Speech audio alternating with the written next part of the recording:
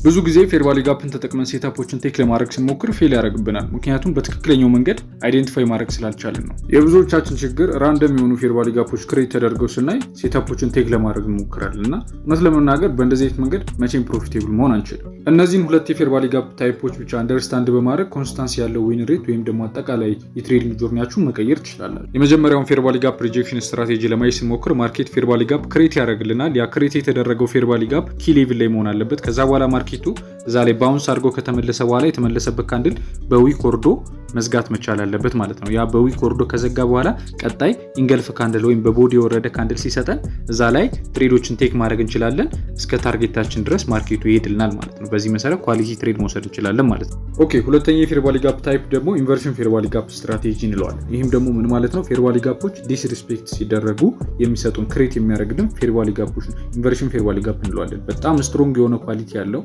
ምን ያህሎቻችሁ ብዙ ጊዜ አንደርስታንድ ታደርጉታላችሁ ብዬ አስባለሁ። ፌር ቫልዩ ጋፕ ላይ ለመግባት ሞክራችሁ ያ ፌር ቫልዩ ጋፕ ብሬክ ተደርጎ እናንተን አስወጥቷችሁ ባስወጣችሁ ዳይሬክሽን ማርኬት ይቀጥላል። ያ ምን ያሳየናል?